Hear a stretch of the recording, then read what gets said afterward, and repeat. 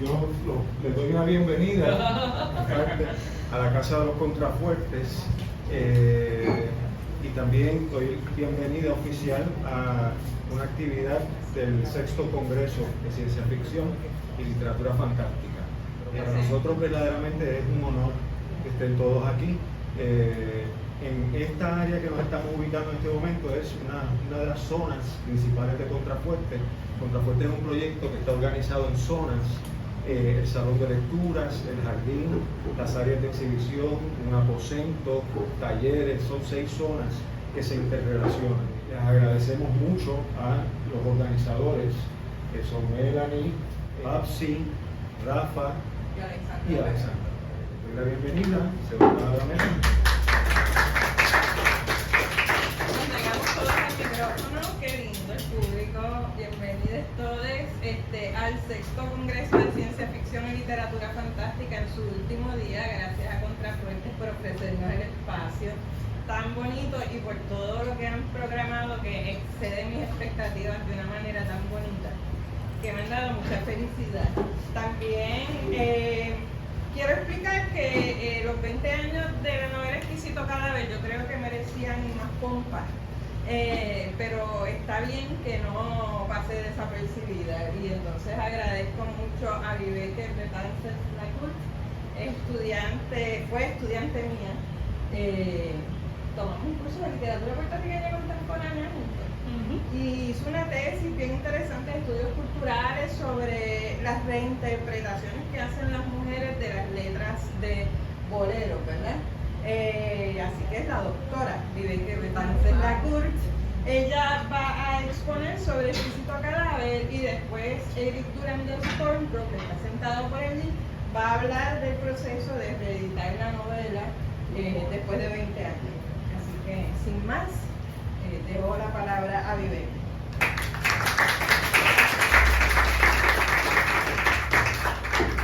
Yo creo que no va a ser muy necesario esto, pero lo voy a dejar allí para que vean que soy obediente. Bien, antes de comenzar me gustaría dejar, primero les agradezco el tiempo y que estén aquí. Antes de comenzar ahora sí, me gustaría dejar establecido que en estos tiempos mediados por los algoritmos, en donde todo se convierte en discusiones sobre verdades y generalizaciones vistas como absolutos, yo, al igual que el personaje principal de Exquisito Cadáver, de Rafael Acevedo, constantemente me pregunto cuántos píxeles hay en un punto de vista. Por lo tanto, con este trabajo, celebración de sus 23 años, no pretendo compartir apuntes bajo falsas pretensiones de autoridad y rigor. Yo hoy, a decir verdad, vine a jugar hasta donde mi personalidad me lo permitió. Es decir, esto es solo un acercamiento a la obra de Acevedo y en el proceso, al instante en que lo cite sin previo aviso. Tómelo como un guiño de ojo para quien yo lo ha leído y como un doble guiño a quien todavía no lo ha hecho. Y en muchas ocasiones lo cito, así que voy a hacer así, en vez de decir abro cita, cierro cita, porque si no nos vamos a marear en eso. Además, con esto también quiero decir que lo que diré a continuación es solo una lectura más de las tantas que se le pueden hacer. Yo solo me fijé en unos asuntos que me llamaron la atención, pero que la novela en sí misma tiene la posibilidad de ser estudiada desde múltiples espacios. Las recetas, por ejemplo, vean las recetas que yo no estudié aquí, pero que merecen ser leídas y estudiadas por su cuenta. La primera vez que leí Exquisito Cadáver fue en el 2017, 6 días después del huracán María. En ese contexto de incertidumbre e inestabilidades, digamos que visibilizadas, porque ya las condiciones del país desde hacía tiempo gritaban Mayday, Mayday, me acerqué a un libro cuyo personaje asegura haberse reconocido como un nómada, porque al igual que yo, o en qué lado de la lectura estoy yo, andaba como un caminante perdido de una tribu de gente sin sueldo del que vivir. En esos tiempos, como instructora de la UPR Mayagüez y estudiante doctoral en Río Piedra, quizás por las angustias, por las frustraciones, o quizás porque realmente está ahí, vi en Exquisito Cadáver una distopía en donde los seres humanos se han convertido en máquinas de producir. El sistema, con S mayúscula, lo político, gubernamental y el capital, que programa a los humanos como máquinas en tal medida que al cabo de la lectura es difícil diferenciar a los humanos de los cyborgs, es la pista para saber que algo no anda bien. Por lo tanto, propongo prestar detallada atención a la figura del administrador, pues que es un administrador, sino un peje gordo, un manejador de capital elegante, que merece pues un trato elegante, cierro cita, y quien sin embargo se presenta desde primera instancia muerto. En Cities of the Dead, Joseph Roach se acerca a la muerte, los cementerios, las tumbas, los ritos y el performance en New Orleans y en Londres, para presentar cómo estos construyen un sentido de pertenencia y continuidad en la sociedad. Según su teorización, de manera material y espiritual, los muertos permanecen más gregariamente presentes para los vivos. Esto gracias a los cementerios, las tumbas, los altares y las prácticas culturales del duelo y el performance, que además están relacionados con la memoria colectiva y la política. De allá que me pregunte si según Roach el performance es lo que mantiene en el recuerdo lo que se es y se ha sido, más posibilita reinvenciones. ¿Qué pasa cuando se olvida o cuando ni siquiera se recuerda? O en cambio, ¿qué sucede cuando quien muere deja de ser un individuo y se convierte en mera representación de su puesto? Los puestos inmateriales no mueren. Si la persona deja de ser persona y se convierte en el puesto, no es un ente, es como su puesto inmaterial, y nunca estuvo vivo aquello que no muere. Borrar la conciencia de una muerte es borrar la posibilidad de reimaginar e idealizar una vida. Esto es precisamente lo que, según propongo, Rafael Acevedo hace en Exquisito Cadáver con el personaje del administrador. Sin embargo, y como detalle importante para el resto de este trabajo, me parece pertinente mencionar que en Exquisito Cadáver se sostiene a la memoria como el eje central del individuo, de la comunidad. No en vano, nuestro personaje principal pasa por el centro de entrenamiento mnemotécnico. En la novela, la figura del administrador estará contrapuesta a lo real, a la memoria, a lo que existe. A este se le despoja de toda identidad. Es solo un burócrata cuya única función era ser árbitro entre un aparato administrativo que seguía llamándose Estado y capital privado. Era una mera encarnación de la ciudad a quien ni siquiera se le podía recordar el nombre. La figura del administrador y su mundo se percibe distante y alejado de la vida cotidiana del personaje principal, y sin embargo sabemos su rol tiene un impacto directo en que este último, a pesar de vivir en un lugar con incontables avances tecnológicos, se sienta desarraigado, sin rumbo, y diga líneas como: traté de regresar a ese lugar que llamo casa, necesitaba escapar de la realidad un momento, escapar a otra realidad. Escapar en un momento traslaticio, no como lo habían inventado los físicos, prefiero escapar de otra forma. Cierro cita. El personaje principal, ya empleado de una agencia privada de policía, se encuentra con el cadáver del administrador que apareció en la cocina crudo, pero aderezado como si fuera parte de la gran cena, rodeado de pasta. Al verlo se cuestiona qué importa entonces quién es el asesino, y añade otra pregunta lapidaria que resulta aún más reveladora: ¿el asesino de qué? Esta última pregunta resulta ser una estocada final que le quita los restos de humanidad que quizás podíamos todavía imaginar en el administrador. Ya no es un quién, es un qué. El cuerpo del administrador era solo un parámetro importante de la imagen de la ciudad, estoy citando, y alguien lo había cocinado, alguien había transformado la ciudad en una cena. Y añade el personaje principal: un ojo caníbal, un hombre de cambio. En sus palabras, un hombre de cambio, hay cierta admiración por aquel o aquella que mató al administrador. Además, este crimen era sin duda obra de un ente con conciencia de sí mismo y de su obra, una especie de escultor, una suerte de artista con erudición en gastronomía. Sin embargo, también reconocía que, cito, el asesinato del administrador es parte del juego de relaciones de poder. Un nuevo inversionista, algún funcionario relacionado con biopirata, acciones en el mercado. Esa es la forma en que suceden los cambios. Pues el sistema es una máquina administrativa, la falta de una pieza, en este caso por razón de muerte, suponía una respuesta inmediata. Y así fue. Hay entonces un evidente reconocimiento de que ese administrador no es más que una cara. No hay necesidad de rituales ni de memoriales, nada de homenajes póstumos, no lo merece. En la medida que decidió ser administrador, perdió por completo, parecería arguirse en la novela, el valor de ser recordado. Y sin embargo, sabemos que en el acá de la lectura no sucede así. Se hacen grandes homenajes, estatuas, imponentes ritos mortuorios hasta los más viles administradores de este país, dándole así la oportunidad de reivindicar sus vidas a través de sus muertes. En el exquisito cadáver se reconceptualiza el rito mortuorio, se convierte en el rito del olvido, del no ser y por tanto no haber existido. Así pues, inmediatamente hay un nuevo administrador en la zona metropolitana y nadie se acuerda del anterior, el cocinado, no hace falta. Por un lado entonces, el rito del olvido, por el otro, el recordatorio de la importancia de la memoria, de los nombres y conceptos que saltan entre las páginas como nunca lo hizo el del poderoso administrador. Cícero, Spinoza, Homero, el bolero, Kepler, Einstein, Krishna, Ochun, Yemayá, Galileo, Nietzsche, el budismo, Edith Piaf y la comida, sobre todo la comida. Ante la suerte de vida por la que transita el personaje principal y este nuevo rito del olvido que despoja al administrador de todo, absolutamente todo, queda la conciencia de que, como dice el personaje principal, todo es una gran obra inconclusa en la que participa cada ente cada segundo, un inconmensurable cadáver exquisito. Y no es hasta que reconocemos que solo somos parte del sistema, sin tener conciencia de ello, que todos y cada uno de nosotros estamos conectados a la máquina y que cada vez que permanecemos callados alguien se apropia de la velocidad de nuestros pensamientos. Cierro cita.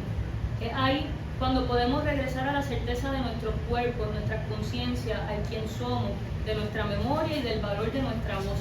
Es decir, volvemos a ser humanos, deliciosamente mortales.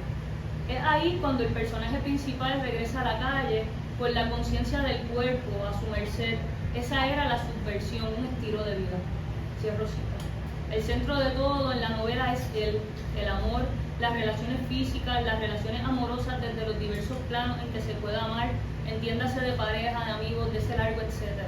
El deseo, los sentimientos, lo inexplicable, el erotismo, las recetas, la comida, lo que nutre.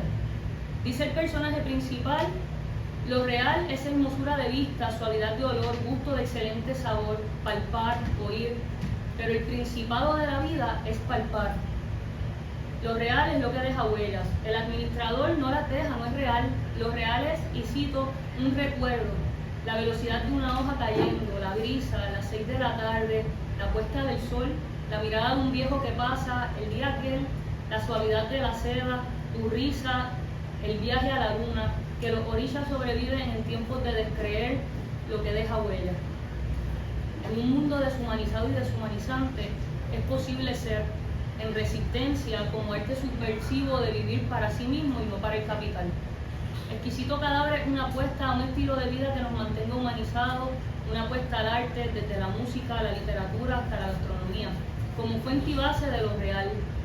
Despojar al administrador de su humanidad, negarle la muerte y con ella su vida, su existencia, es apuntar a la vida de cada individuo, de la comunidad, como espacio para encontrarse con lo que de verdad nos brinda la oportunidad de ser y estar. Al inicio me preguntaba qué ocurría cuando, en contraposición a lo que propone Roush, el rito mortuorio se reconfigura de manera tal que apuesta solo al olvido. La respuesta me resulta evidente. Cuando el rito es el del olvido, se le remueve todo rastro de humanidad al finado.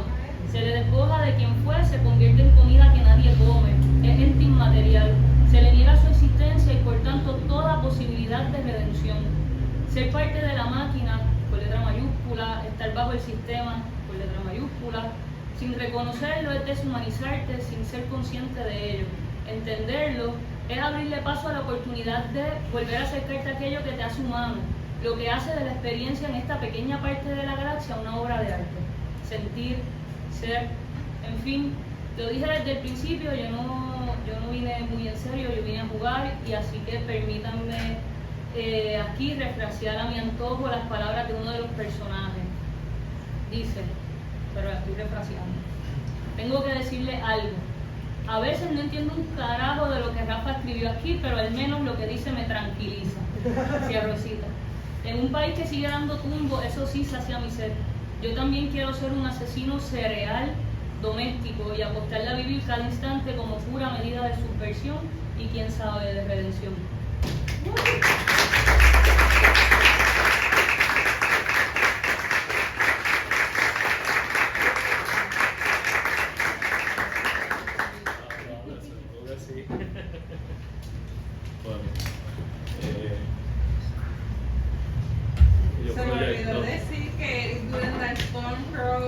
editorial. poeta, es narrador y es también el gestor de la editorial No. Gracias. La parte, sí, saludos, muchas gracias por tenerme aquí, muchas gracias por haberme invitado. Mi nombre es X Durán Stormcrow, soy editor en jefe de Nomo. No, les voy a hablar un poquito de Nomo porque pues la parte verdad densa y intelectual de esta presentación ya sucedió. Ahora viene la parte superficial tras bastidores del libro como tal. Rafa, ¿lo tienes por ahí? No lo tienes por ahí. Está colgando. ¿No está colgando con el resto de los...? Está en la antología presidencial. Yo lo tengo, pero tengo la primera edición. O sea que la necesito de vuelta. Pero puedo prestar. Bueno, igual iba a hablar de la versión de Nomo, no te preocupes, juraba que la ibas a tener aquí, pero ok, ni modo. ¿Tú la tienes? Ay, sí, me la puedes prestar, por favor.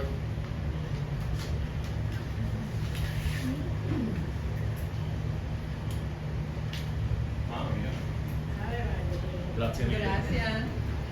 Bien, Me van a entrar para foto mismo. yo de lo que les quiero hablar es más bien un proceso bien personal y bien tras bastidores de mi experiencia, mi vivencia personal con esta novela. Esta novela yo la leí el mismo año que salió. Ya yo estaba en la UPR de Río Piedras, pero yo había tenido un proceso bien extraño de cambiarme de la UPR de Humacao a la UPR de Río Piedras. ¿Por qué? Pues ya me conocía todas las esquinas en Humacao. Cada vez que entraba a la universidad sentía que estaba en una escuela superior y me estaba dando ataques de pánico todos los semestres. Eso me tuve que ir. Llego a la UPR de Río Piedras. Ya yo había conocido a Rafa porque uno de mis profesores de literatura que amo y adoro y amaré siempre y adoraré siempre, que es Carlos Roberto Gómez Vera, editor de Isla Negra, había llevado a Rafa a Humacao a presentar tu libro Inventario. Era un instrumentario, el poemario. Es un poemario que a mí me voló la cabeza. Fue el primer libro tuyo que leí. Antes de que sabes que tú y yo éramos primos. Es el primer libro y yo no entendía, o sea, yo no les puedo decir que es un libro que yo entendí de rabo a cabo, y instrumentario yo lo he leído un par de veces a lo largo de mi vida y siempre me quedo con la misma sensación. Es un libro que yo siento que tú escribiste para hacer sentir creaste una experiencia, no tenías un mensaje real. Más bien era una experiencia que yo me la viví como 4 o 5 veces en mi vida. Llego entonces a la UPR de Río Piedras, me doy con movimientos literarios que están sucediendo en la universidad que no estaban pasando en Humacao.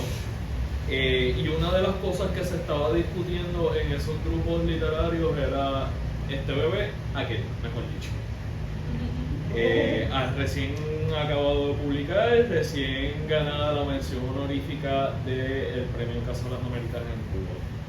Este libro me lo recomendó la profesora Mayra Santofebre, y gracias a Mayra fue que yo lo leí.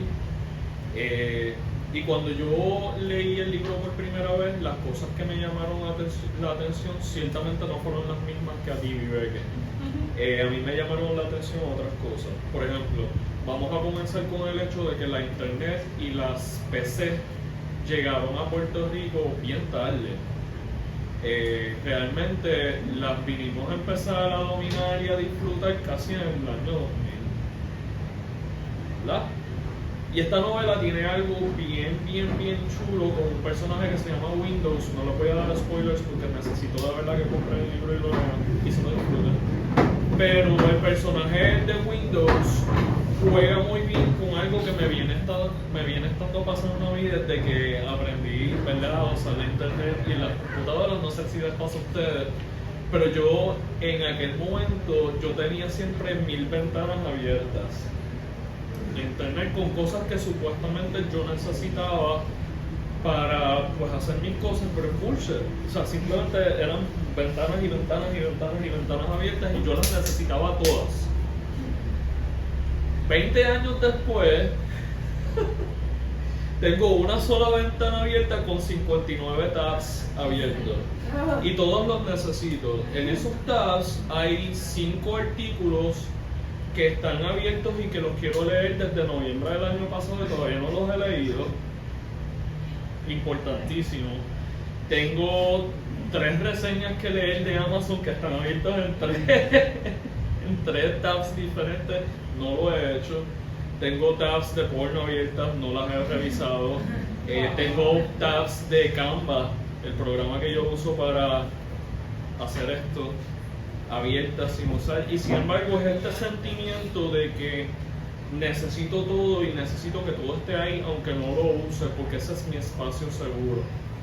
Esa primera noción de sentirme así y esa noción que me ha acompañado a lo largo de los años, donde la leí primero y donde se me filtró primero como una idea y que se me quedó aquí y me empezó a corroer, fue en esta novela.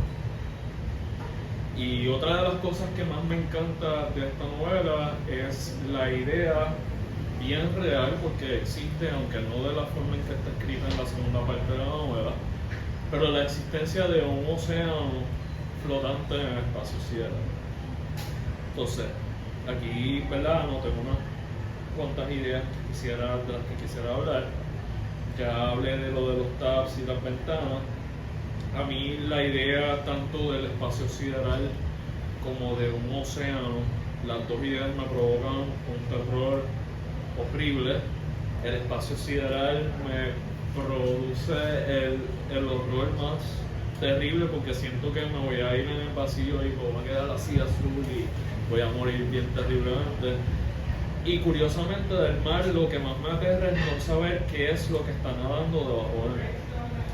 Entonces juntas estas dos ideas en la segunda parte de la novela y tienes un double whammy de terror que me marcó a mí para siempre.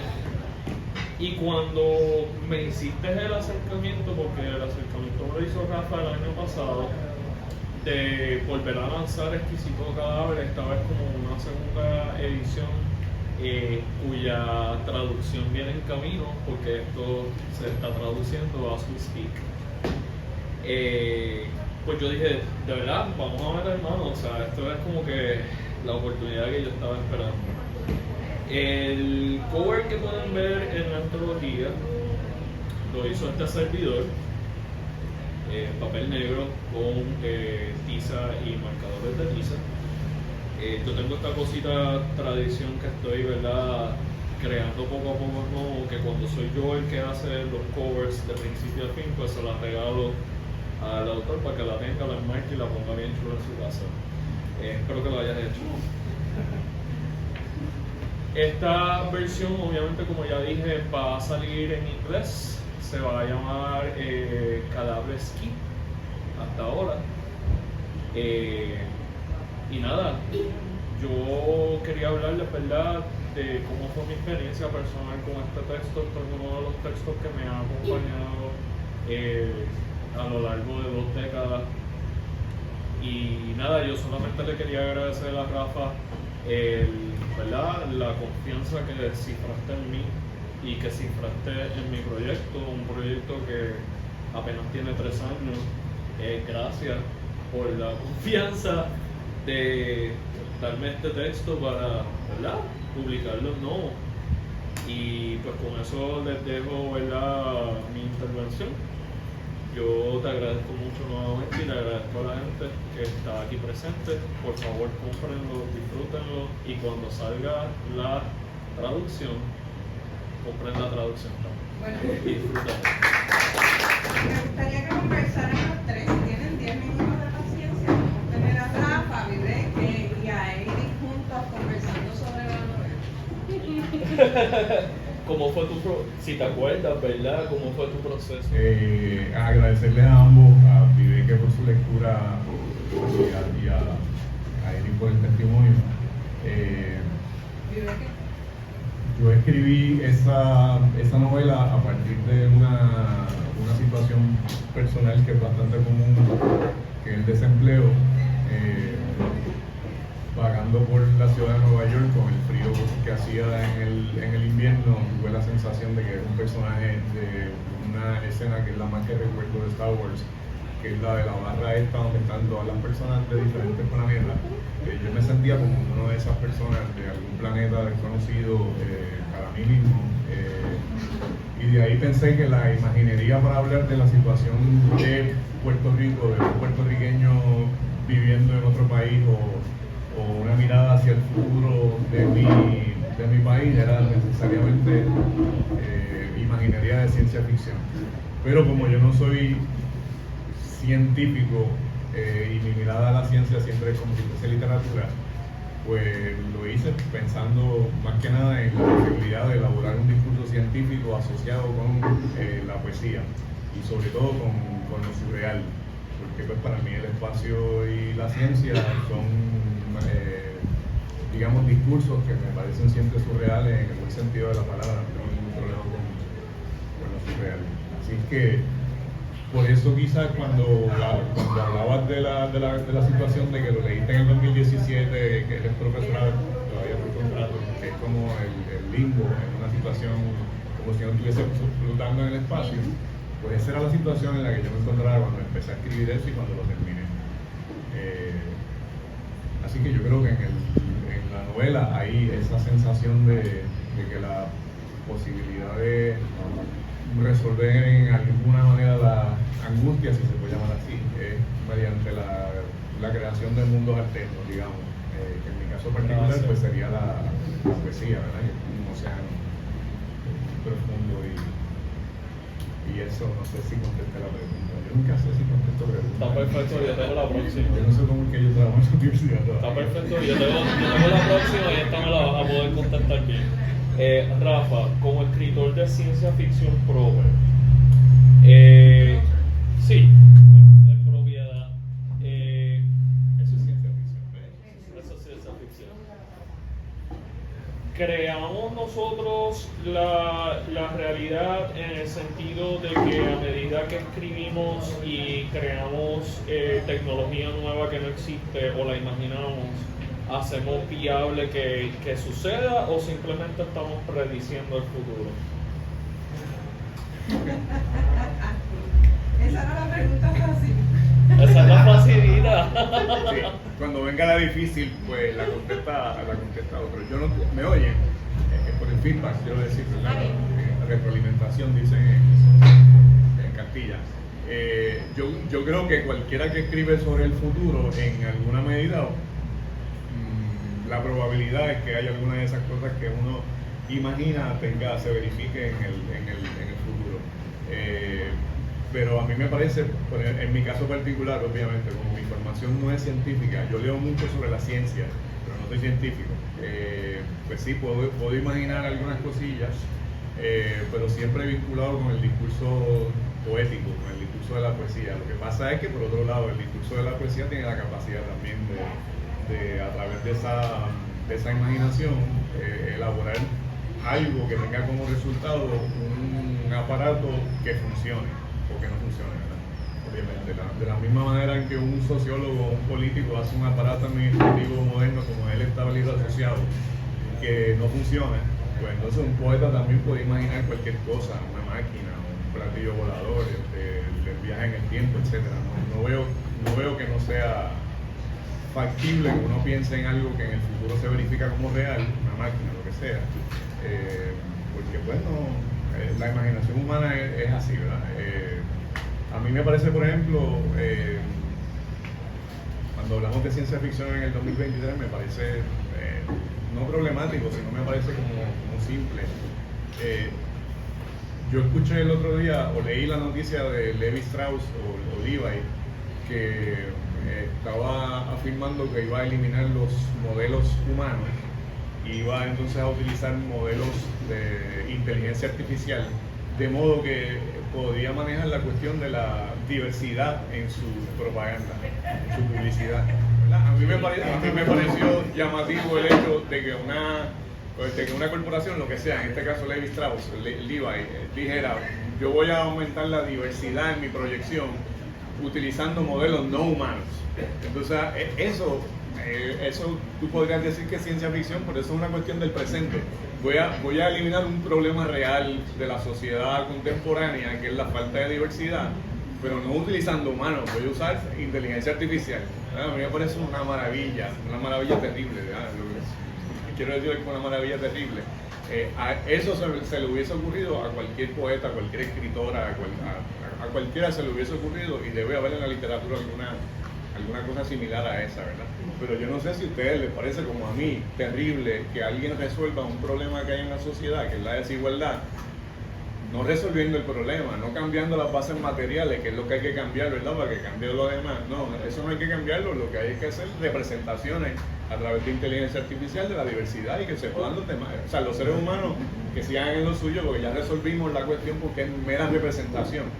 A mí me parece ciencia ficción, pero no es ciencia ficción. Pero está aquí, porque el administrador es el que hace cambio arquitectónico y ya, y es la misma línea de... Sí, pero yo no quería decir nada, eso está ahí para que vean que... no, pues para que lo compren. Para que encuentren la nueva edición. Sí, yo me cogí en serio lo de Nicolás, de comprarlo. Claro, por supuesto. ¿Cómo competimos, verdad? Cuando vamos a hablar del futuro, ¿cómo competimos con un presente que cada vez se acerca más al futuro, mientras lo estamos viviendo? Había un personaje cuando yo era chamaquito que se llamaba Ben Ignorante, que cuando le hacían buenas preguntas, él decía, magnificent question. Yo pienso que eso lo han dicho en par de conferencias del maravilloso Sexto Congreso, y es que hay una cosa que se distingue de la ciencia ficción del Caribe del resto de la ciencia ficción. No sé si eso es verdad, pero me parece que lo asumo, ¿verdad? Que es que la ciencia ficción del Caribe también maneja mucho las cuestiones que son internas del sujeto, la mente, cómo funciona el delirio, etcétera, etcétera, más que la cuestión tecnológica. Yo creo que eso en nuestro caso particular, bueno, estoy hablando de mí, ¿verdad? En mi caso particular, como utilizo el discurso poético, el discurso lírico, más que el discurso científico per se, ciencia ficción dura, pues eso no me resulta demasiado problemático cuando escribo, pero ese soy yo, ¿verdad? Ese es un planteamiento que hago con respecto a lo que yo escribo. No sé si aplica al resto de los escritores de ciencia ficción. Yo quiero hacer una pregunta. Estaba pensando que en 2001, cuando publica Exquisito Cadáver, no había novela de ficción especulativa en Puerto Rico, y han pasado 20 años y vamos por el sexto congreso, que es evidencia de que el género ha explotado, y tal vez sería bonita una reflexión sobre la idea de haber abierto un campo que ahora explota. Bueno, el otro día estábamos comentando, de hecho ayer en la charla que tuvimos en la librería de la esquina con Juan Hernández, él estaba hablando de esos primeros experimentos con más que nada acróbatas que subían en un globo y se tiraban como una especie de experimento, ¿verdad? Y en las dos ocasiones, las dos personas, Zarrate con 2R y otra persona que no recuerdo ahora su nombre, fracasaron, y en ese caso cuando usted fracasa no vuelve a hacerlo porque se muere, ¿no? Cuando da en el piso. En el caso de ese tipo de literatura, eso se escribe y se hace en 1879, y el primer cuento de ciencia ficción, que usted también tiene conocimiento de estas cosas, se publica, si mi memoria no me falla, en 1904, que es una copia de un relato español de 1879.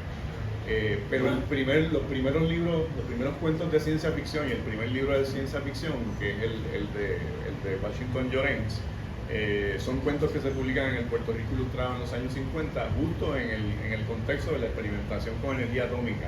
Así que Washington Llorens, que es un tipo interesantísimo, estadista, puertorriqueñista, filólogo, escribe ciencia ficción, qué sé yo, hacía muchas cosas Washington Llorens.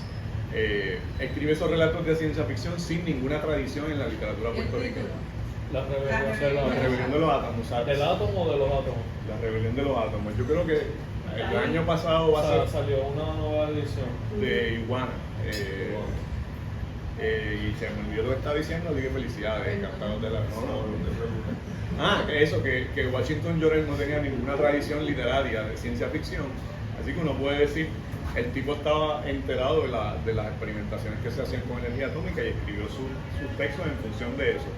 De ahí en adelante yo creo que hasta los cuentos de Pedro Cavilla no hay, por lo menos consistentemente, un escritor que escriba en función, ¿verdad?, de la fabulación científica. Que no se haya escrito una novela, yo no tengo la menor idea, y cuando yo escribí Exquisito Cadáver tampoco tenía la idea de que no había novelas de ciencia ficción en Puerto Rico. No era como un proyecto que yo tenía, bueno, va a ser el primero que escribir una novela, ¿no?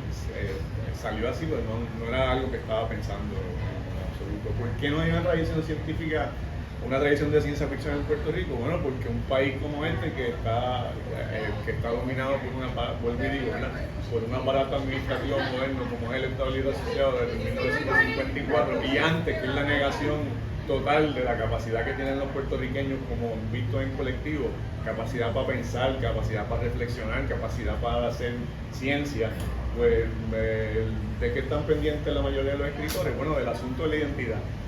Y el asunto de la identidad creo que funcionaba como un lastre que impedía que uno pensara en la posibilidad de escribir sobre lo que a uno le diera la realísima gana hasta entrado el siglo XXI. Y yo no sé si te juro que yo no sé si yo contesto las preguntas. Sí, chicos, relájate. No, en serio, tiene que haber un nombre para eso. Estás contestando. Porque ahora has abierto una caja de Pandora. Yeah.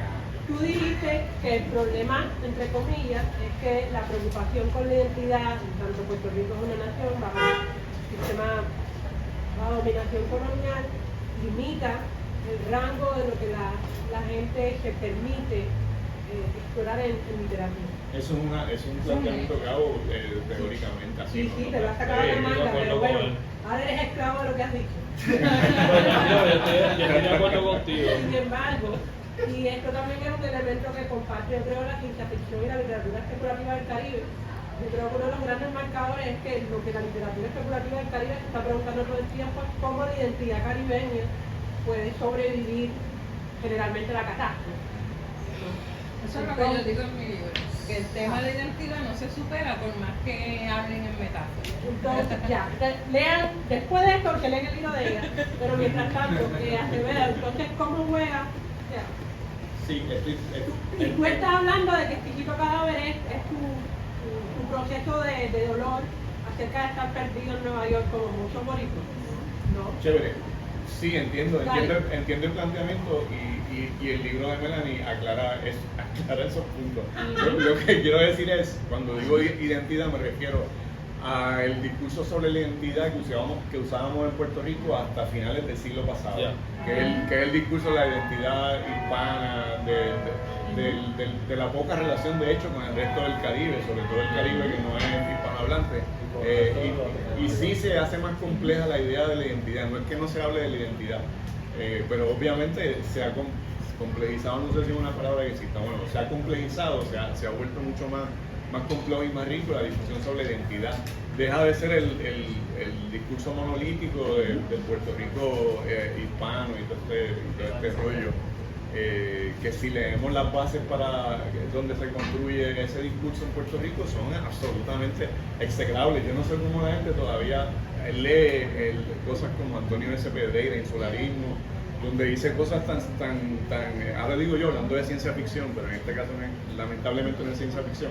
Cuando los puertorriqueños están confundidos, estoy citando, cuando los puertorriqueños están confundidos es que oleadas de sangre africana llegan a su cerebro. Bueno, pues con eso fue que yo me formé en la escuela. ¿Cómo es que somos puertorriqueños y qué son los puertorriqueños? Y me daban esa mierda. Y yo tenía que leer eso. Ese es el libro que dice Puerto Rico es una islita pequeña, pobrecita islita esta. Y además no solamente es pequeña, es montañosa para acabar de joder. Entonces era como la imposibilidad absoluta de desarrollo. El puertorriqueño no tiene la capacidad de hacer esto, las mujeres deben estar en la cocina. Bueno, ese es el discurso que formó nuestra identidad. Pues nosotros hablamos de la identidad desde otra perspectiva. El rechazo de ese tipo, ¿verdad? Digo yo, el rechazo de ese tipo de literatura a lo que es el sincretismo y en unión con otro tipo de tradiciones que ahora se hace de manera evidente. Aquí hay referencia a la cultura popular, hay referencia a otro tipo de formas de experimentar la espiritualidad.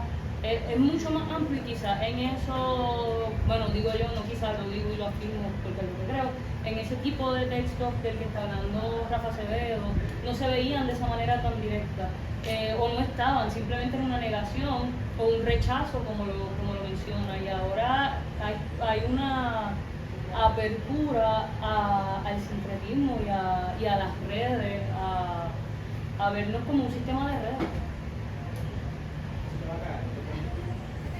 Yo no sé si contestaste la pregunta, pero yo por si acaso la añadiría. Yo sí creo que contestaste. ¿Alguna otra pregunta que tengan? Proceso de escritura, preguntas sobre ciencia ficción en general. ¿Para dónde va la ciencia ficción en Puerto Rico? Pensaba que te la iba a hacer.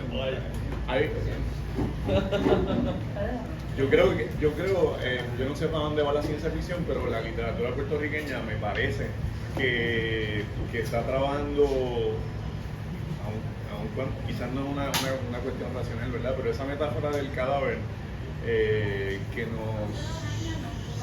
nos sigue desde el siglo XIX, cuando un periodista español exiliado en Puerto Rico, José Salas Quiroga, cuando le preguntan qué es la sociedad puertorriqueña, y él dice, es el cadáver de una sociedad que no ha nacido. Como una cosa ahí es casi como si el tipo está diciendo Puerto Rico es un zombie. Y de ahí hasta el día de hoy la metáfora del vivo muerto, del zombie, del cadáver, continúa en la literatura puertorriqueña, en la poesía, en el cuento, en la novela, en lo que sea. ¿Por qué? Bueno, pues es que aquí hay varios sociólogos presentes. La idea esta de la necropolítica, Puerto Rico se administra como si fuese la muerte, es decir, se administra para la muerte. Ahorita en La Maravilla que leyó Vive, que estaba hablando precisamente sobre los muertos, y que lo empezaste a leer en el 2017, me acuerdo, ¿no? Después del huracán María, que a mí me revuelca el espíritu, el suceso de María, del que mucha gente ha vivido a partir del 2017, porque hay mucho dinero para sustentar la idea de la muerte y la catástrofe, sobre todo para gente que no la ha sufrido, pero en fin, eso es otro asunto. Yo recuerdo cuando salió la cifra de 64 muertos después de María, que era impensable, hasta que Domingo Márquez hizo el cálculo con otro grupo de trabajo de 4.000, sobre 4.600, no recuerdo la cifra exacta. En este país no se hizo absolutamente nada para conmemorar, para recordar a los muertos. Absolutamente nada. Lo que se hacía era volver a hablar de los 64, que si los 64. Y para mí eso no es una metáfora, es un performance horrible de la capacidad que tiene un Estado para administrar muerte. Es decir, negarla, por ejemplo, es una de esas formas de administrar la muerte. El performance de los zapatos, 2018, un poquito menos de un año después, no sé si recuerdan lo de los zapatos frente a Fortaleza, la cantidad de gente, miles de personas que llegaron allí para cerrar el ciclo, porque no pudieron enterrar a sus familiares, no pudieron hacer algo digno para recordarlos, etc. Era impresionante. Y al día de hoy yo pienso que el Puerto Rico se administra igual que en el 2017 después de María. Esto se administra para la muerte, para el desalojo, para que te vayas, y así sucede. Yo no sé si me fui en un viaje ahí, pero lo que quería era apuntar a que la metáfora que nuclea este texto en el 2001, si yo escribiera una segunda parte, usaría la misma metáfora de la muerte, del cadáver, del zombie. De hecho, tengo una novela inédita que se llama El Bisu y los zombies, pero eso es otro tema. Preguntas del público, por favor. Yo tengo una pregunta para ti. ¿Cuántas erratas tiene esta edición? ¿Cuántas erratas tiene esta edición? ¿Cuántas erratas tiene esta que? Bueno, tiene una errata en la primera página, que es dos palabras en francés que están juntas, pero eso es culpa mía por estar citando en francés. Yo que a mí me intriga, ¿no? En el proceso, sobre todo cuando se habla de reeditar, ¿no? ¿Cuál es el proceso? Hay una convención que tiene que ver con una tradición de pensar el libro como el producto mental de una persona, Claro. ¿no? Creador o creadora, y olvidar el trabajo del libro físico. Entonces, cuando se habla de, sobre todo de religión, a mí siempre me queda la curiosidad de, aparte de, el autor viene a ti y te dice, vamos a hacerlo, tú haces un cálculo básico, sí, vamos a meterle. O sea, ¿qué proceso físico lleva eso? ¿Cuánto tiempo te llevó recomponer las planas? Sí. ¿HBO lo tenía en digital o tuviste que digitalizar la edición de 2001? No te voy a tirar al medio, pero voy a decir un par de cositas clave. Básicamente yo tuve que coger un PDF, abrirlo. Sabes que PDF te da la posibilidad con un right click de abrirlo en Word. Cuando lo abro en Word, el formato del PDF había destruido totalmente el formato del Word, so me deshice de esa idea. Tuve que escanear la novela desde cero. Pues, ¿verdad? La tuve que escanear desde cero para luego del scan. Hay una forma, ¿verdad? Que usted escanea esto, que en el scan usted puede sombrear el texto y extraerlo. No siempre sale, no todo el mundo lo sabe hacer y eso lo sabe hacer mi secretaria. Ella puso ¿cómo se dice? Presionó los botones y yo pues me puse a escanearlo porque no tenía de otra. Lo que sí es que yo tuve que leerla completa de principio a fin porque había unas cosas que, ¿verdad?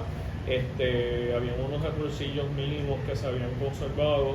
Estaba lo de la doble palabra francesa, pero había también un errorcito como en la página 47 de sintaxis que a mí me dio una risa brutal. ¿Tú te acuerdas de la Porque me dio risa. ¿Qué te puedo decir? me dio risa. Pero más allá de eso, no te puedo hablar así de grandes problemas que haya tenido reeditando el libro. Los problemas vienen con la traducción. Y aquí sí me voy a detener un poco porque en Puerto Rico pasa algo bien particular dada nuestra condición de colonial, ¿no? La gente que dice esto con mala leche, pues lo que dice es que nosotros los puertorriqueños ni sabemos español ni sabemos inglés. Pero la gente que es puertorriqueña, que sabe, ¿verdad?, la que hay, sabemos que nosotros sabemos español, sabemos inglés, pero no sabemos distinguir a veces entre un sistema y el otro. Muchos puertorriqueños escriben español perfecto con sintaxis inglesa. Me usan las comillas, la coma Oxford, me arreglan las cosas dentro de la oración a la manera inglesa. Y tú no fuiste la excepción y yo no soy la excepción. O sea, cuando yo me traduzco a mí mismo, yo tengo que bregar con esos problemas también porque es un problema ya nuestro como nación. Tiene también toda esta cosa de las expresiones idiomáticas que a veces nosotros dominamos, a veces no. Pero lo más difícil de traducirnos a nosotros mismos en Puerto Rico es un concepto que se conoce como el idiolecto.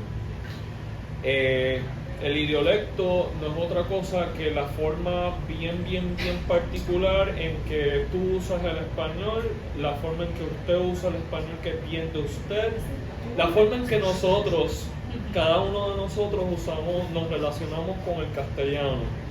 Por ejemplo, mi marido tiene una frase bien de él. Yo no sé si esto existe en el resto de Puerto Rico, pero cuando alguien está dándole está con la macacoa, dando ahí, repitiendo lo mismo con la cantaleta, mi marido dice, y dale Juana con la palangana. Y dale Juana con la palangana. Y eso es, yo no sé si es de aquí, no lo he escuchado en el resto de Puerto Rico, pero es algo bien de él. Yo personalmente tengo muchas manías lingüísticas que caen dentro del idiolecto. Yo trabajo para el Tribunal Supremo como traductor jurídico y le puedo decir también que los jueces del Tribunal Supremo tienen unas manías bien particulares. Por ejemplo, la jueza que se acaba de retirar, Rodríguez, ella usaba la palabra enervar de una manera bien ella. Cada vez que yo me encontraba con la palabra esto enerva, yo tenía que consultar con mi jefa porque ella no usaba esa palabra de acuerdo a la TRAE. La usaba de acuerdo a ella. Eso era su significado. Y eso se fue montones de veces en opiniones publicadas oficiales. Entonces, eso es lo que ¿verdad? La dificultad más grande para mí como traductor de mí mismo y de toda la gente que me llegue de Puerto Rico, básicamente es el idiolecto. Es la forma como cada uno de nosotros usamos el castellano en lo personal. Por eso yo tengo y esto te lo digo porque ya esto va pronto, yo tengo la costumbre de reunirme con mis autores a negociar la traducción. En estas reuniones, que a veces son 3 y 4, dependiendo del largo del libro, el autor se sienta al lado mío, empieza a leer en español, mientras yo voy en la computadora chequeando todo en inglés. ¿Por qué? Porque precisamente por los idiolectos. Hay momentos en que tengo que parar y preguntarle, ¿cómo tú usaste esta palabra? Porque esta palabra, ¿verdad?, significa esto y esto y esto y esto, pero tú la estás usando aquí de otra forma. ¿Cómo tú usaste esto? Y tengo que hacer esas preguntas. No para cambiar las palabras como el autor las usó en su texto original. No para eso, porque ya ese texto está publicado y eso está editado y eso está final y eso se respeta. Es para saber. Porque si yo no sé cómo traducir algo, voy a meter la pata como traductor. Espero haberte contestado la pregunta. Yo creo que sí. Eso corre en familia. Sí, alguna otra pregunta. Yo creo que puedes cerrar. Si no, Puedes invitar a que te compren el libro. Sí, muy importante.